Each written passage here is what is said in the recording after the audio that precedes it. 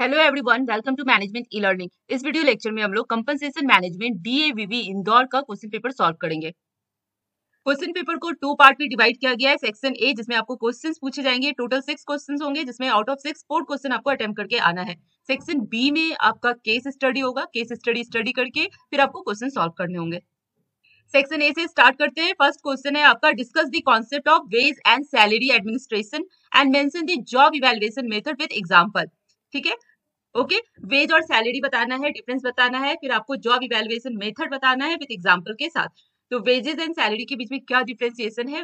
Wages जो labour जो मजदूर होते हैं वो काम करते हैं, उनको आवरली पेड होता है या डेली बेसिस पे जो पेड होता है उसको वेजेस कहते हैं। ठीक है, तो वेजेस जनरली पेड आवरली और daily, common in blue collar और manual job labour, for example 400 per day to the factory worker. ठीक है, सैलरी जो आपको मंथ के एंड में दी जाती है उसको सैलरी कहते हैं। फिक्स्ड अमाउंट होता है। व्हाइट कॉलर जॉब इसको बोला जाता है, for example 50,000 per month to the accountant. ठीक है, component of salary structure, salary का ये बेसिक कंपोनेंट है जिसमें basic pay, allowance, incentive, bonus, deduction and net pay include होता है। Objective of wages and salary to attract and retain the qualified employees, maintain the internal and external equity, compile with legal and labor standard, improve the employees motivation and job satisfaction, ensure the cost effectiveness and budget control। ठीक है, तो salary wages क्या है, salary किसे कहते हैं, wages किसे कहते हैं, डिफरेंस क्या है दोनों के बीच में, white collar blue collar example के साथ आप समझा दीजिएगा, साथ में ऑब्जेक्टिव लिख दीजिएगा। ओके, नाउ सेकेंड पार्ट है क्वेश्चन का, what is job evaluation and different method of job evaluation with example. ठीक है, तो जॉब इवैल्यूएशन क्या होता है, जहाँ पे जॉब को कंपेयर किया जाता है। जॉब इवैल्यूएशन एक प्रोसेस है, एचआर प्रोसेस है जिसमें कंपेयर किया जाता है डिफरेंट जॉब को। ठीक है, relative worth of different job in an organization, उसके अकॉर्डिंग पे स्केल को फिक्स किया जाता है, पे स्ट्रक्चर डिफाइन किया जाता है। Okay, so job evaluation is the process job evaluation is the process of determining the relative worth of different job in an organization. It help in creating a fair and rational पे structure. तो job evaluation क्या करता है, different job को evaluate करता है और बताता है कि इस जॉब के लिए इतना स्किल चाहिए, ये नॉलेज चाहिए, तो इसकी पेमेंट ये होगा, इसका पे स्ट्रक्चर ये होगा। ठीक है, वो relative worth of different job बताता है। Okay, so job evaluation helps to determine the relative value of the position and build a structured and justifiable pay system. So these are the different methods of job evaluation: ranking method, job classification method, point rating method, factor comparison method. ठीक है, एक एक करके देखेंगे। Ranking method में क्या होता है, सारी जॉब को रैंक के अकॉर्डिंग अरेंज किया जाता है। ठीक है, जैसे जनरल मैनेजर टॉप पे रहेगा, department head, then executive, clerk and peon. Job classification method में क्या होता है कि pre defined grades and classes are created. ठीक है, उसके अकॉर्डिंग ही पे स्ट्रक्चर बनता है, जैसे class A, class B, class C. ठीक है, क्लास ए में आपके इंजीनियर मैनेजर्स होते हैं, क्लास बी में असिस्टेंट क्लर्क होते हैं, क्लास सी में आपके टेक्नीशियन ऑपरेटर होते हैं। तो पे स्ट्रक्चर इसके अकॉर्डिंग ही डिफाइंड होता है। देन पॉइंट रेटिंग मेथड होता है। जिसमें बहुत सारे फैक्टर्स होते हैं like skill, responsibility, working condition and effort, उसके अकॉर्डिंग आपको वेट दिया जाता है और पॉइंट के अकॉर्डिंग आपको रैंक किया जाता है जॉब को।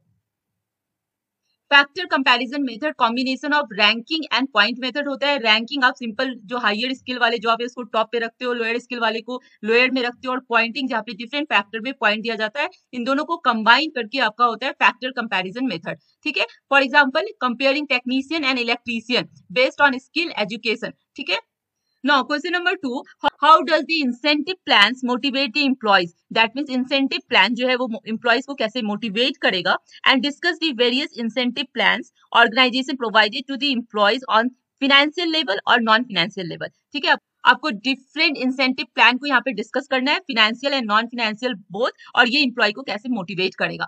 ठीक है, तो incentive plan, individual incentive plan होता है जिसमें बोनस मिलता है, ग्रुप इंसेंटिव प्लान होता है अगर ऑर्गेनाइजेशन बहुत अच्छा कर रही है तो जो भी प्रॉफिट आता है वो सब में शेयर होता है। Then organizational wide incentive plan जिसके अंदर इंप्लॉय स्टॉक ऑनरशिप प्लान होता है, एनुअल बोनस प्लान होता है, प्रॉफिट लिंक पे होता है। ठीक है, then non monetary incentive plan के अंदर आ जाता है आपका रिकॉग्नाइजेशन अवार्ड, जहाँ पे best employee of month certificate दिया जाता है या फिर बेस्ट एम्प्लॉय ऑफ ईयर का सर्टिफिकेट दिया जाता है। Career planning, training, promotion, opportunity and flexible work benefit. ठीक है, तो ये आपका फिनेंशियल हो गया, जहाँ पे फिनेंशियल बेनिफिट इंसेंटिव प्लान है, और ये नॉन फिनेंशियल बेनिफिट है। ठीक है, नेक्स्ट पार्ट है आपका कि how incentive plan motivate the employee, कैसे मोटिवेट करता है to give the rewards for better work, encourage the high productivity, boost the morale and job satisfaction. ये सारे फैक्टर आ जाते हैं। एम्प्लॉइज मोटिवेटेड होते हैं, जॉब से सेटिस्फाई होते हैं, लॉयल होते हैं कंपनी से, help in goal achievement and reduce the employ turnover. So these are the way आपका अगर गुड इंसेंटिव प्लान होता है तो एम्प्लॉय मोटिवेट होते हैं। ठीक है, नेक्स्ट क्वेश्चन है आपका क्वेश्चन नंबर 3। Next question आपका question number 3, employees benefit ensure the employees retention and loyalty. Support the idea mentioning different types of employees benefit given by the organization. यहाँ पे आपको different types of employees benefit जो organization provide करता है वो discuss करना है। ठीक है, तो यहाँ पे different types of employee benefit क्या है? Financial benefits, insurance and health benefits, leaves benefits, work life balance benefit and career lifestyle benefit. ठीक है, तो financial benefit के अंदर क्या आ जाता है? प्रोविडेंट फंड हो गया, ग्रेट्युटी हो गया, बोनस, लीव, तो ये सारा आ जाता है फिनेंशियल बेनिफिट में। इंश्योरेंस एंड हेल्थ बेनिफिट में आपका हेल्थ इंश्योरेंस हो गया, लाइफ इंश्योरेंस हो गया, एक्सीडेंटल इंश्योरेंस हो गया। देन आपका लीव बेनिफिट में पेड लीव हो गया, मैटरनिटी लीव हो गया, पैटर्निटी लीव हो गया। ठीक है, लॉन्ग ब्रेक, अगर लॉन्ग ब्रेक फॉर स्टडी और रिसर्च के लिए चाहिए तो उसके लिए भी आपको लीव मिलता है। Okay, work life balance benefit like flexible work hour, work from home, child care facility. Career और life style benefit like training and development, company vehicles, travel allowance, employees discount. ठीक है, तो ये सारा आपका एम्प्लॉय बेनिफिट हो गया। Next question है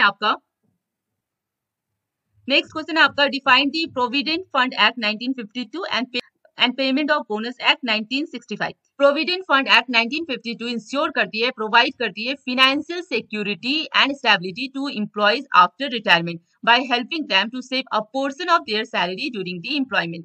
ठीक है, जब प्रोविडेंट उनको सैलरी मिलती है, जब एम्प्लॉयमेंट में रहते हैं वो, तो उनके सैलरी से 12% हर एक मंथ किस में जाता है? प्रोविडेंट फंड में जाता है। ओके, जो उनको रिटायरमेंट के बाद मिलता है। So these are the key scheme under this Provident Fund Act. Employee Provident Fund Act Scheme 1952, Employees Pension Scheme Act 1995, then Employees Deposit Link Insurance 1976. ठीक है, okay, so Provident Fund Act 1952 mandatory for the establishment with 20 or more than employee organization के लिए mandatory, अगर 20 or more than 20 employee है तो both employers and employee contribute 12% of basic salary। ठीक है, employee और organization दोनों 12% of basic salary उसका provide करते हैं for provident fund। employee drawing a salary up to 15,000 per month are mandatory covered। okay, now next है आपका payment of bonus act। ठीक है, 1965 में ये एक्ट आई थी। प्रोवाइड दी बोनस और एक्स्ट्रा इनकम, प्रोवाइड बोनस और extra income to the employ based on the company profit और productivity. Okay, now next question है आपका question number 5, discuss the factor consider for designing the compensation of chief executive, senior manager and knowledge worker.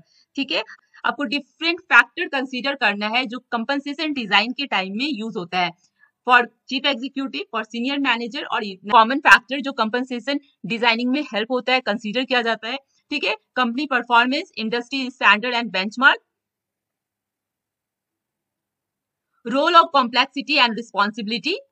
ठीक है, then experience and background, tenure and stability, regularity and legal guidelines, company pay philosophy, compensation policy, market trend and economic condition.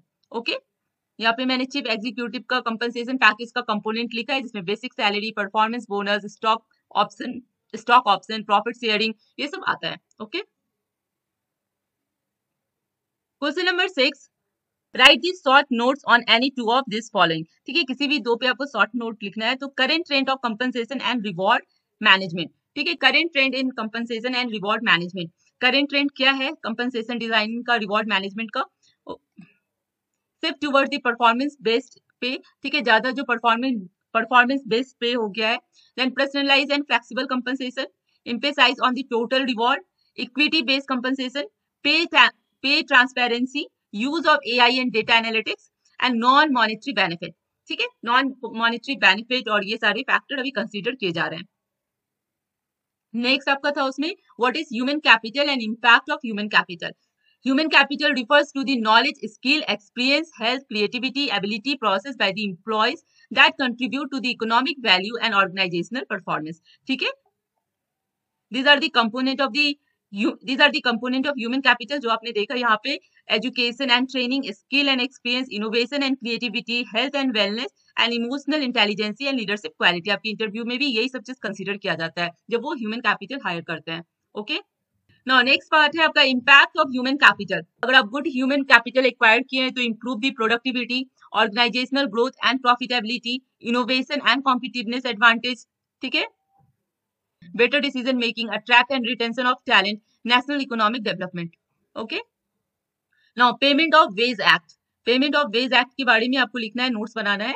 तो payment of wage act enact to ensure the employees receive their wages on time without unauthorized deduction, ठीक है। Payment of wage act ensure करता है कि employees को जो उनका wages है, जो मजदूरी है, उनको टाइम पे मिले किसी डिडक्शन के बिना, ठीक है। कोई उसमें जो भी वेजेस फिक्स हुआ है उसमें कोई डिडक्शन नहीं हो, ठीक है। It protect the right of worker by regulating the payment of wages and prevent the exploitation. Okay, thank you for watching. अगर चैनल को सब्सक्राइब नहीं किया तो please subscribe this channel management e learning. Like and comment जरूर कीजिएगा। All the best for your exam.